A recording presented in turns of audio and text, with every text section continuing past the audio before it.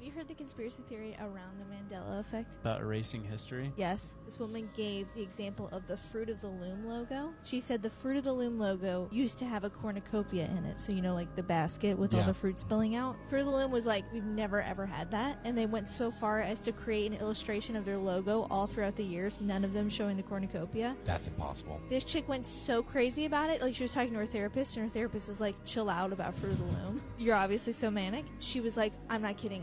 It has a cornucopia in it, and I'm gonna die on this hill. She went through her whole closet and like friends' closets and stuff, and she finally found a T-shirt that had the Fruit of the Loom logo with a cornucopia. No way! And she went as far as to go look at the old like trademarks and stuff, and found an illustration of the cornucopia. Dude, what is up with that? Why are they gaslighting us? The theory is it's a giant experiment, worldwide experiment, to see how easy it is to erase history. I mean, that's 100% probably a real thing. Yeah. And they just had certain brands that opt up for it or something, or if they're like, you know, man. So be stubborn. For real. Yeah. It's Bernstein Bears. I don't know if these people are being serious, but the commenters on TikTok seem to think that they are. So what's going on here? Listen, for the record, Fruit of the Loom never had a cornucopia in their logo, right? This has been researched to death. The companies come out with, you know, not only their statements, but you could see their logos throughout the year. No one has been able to provide objective evidence that holds up to scrutiny that there was ever a cornucopia in the Fruit of the Loom logo. The people who have apparently dug up, you know, old shirts and stuff, when you under examination, those cornucopias were drawn in or added later. They were not part of the original logo. They're fake, basically.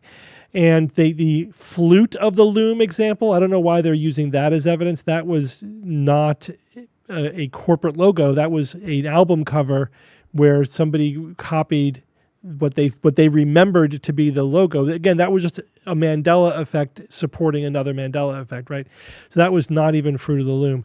So there's no objective evidence that Fruit of the Loom ever had a cornucopia. Now, I remember it that way too. I'm subjected to the same kind of memory problems that everybody is.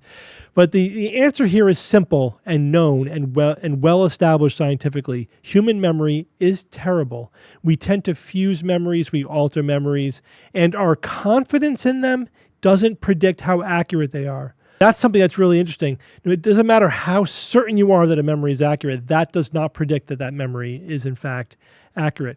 Now, the cornucopia, that imagery, that icon, literally goes back to ancient Greece and Rome. It's been with us forever, right? You have been exposed to it numerous times you don't even remember. That imagery of the cornucopia behind the fruit is part of your mental, map of the world.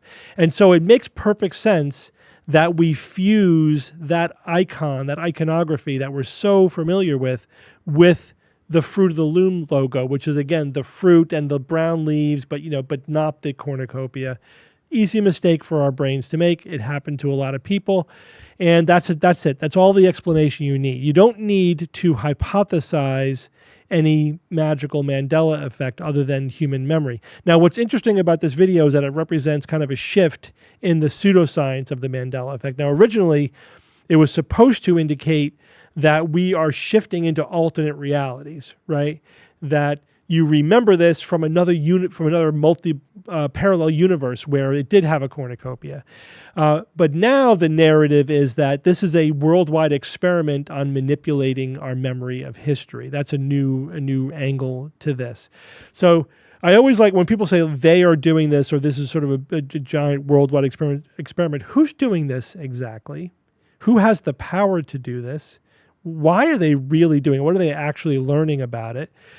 So that's, at the end of the day, a lot of the times when this is true of the flat earthers and a lot of things where someone is trying to build a case for some silly conspiracy. It's not about the conspiracy itself. It's about proving that there can be a conspiracy.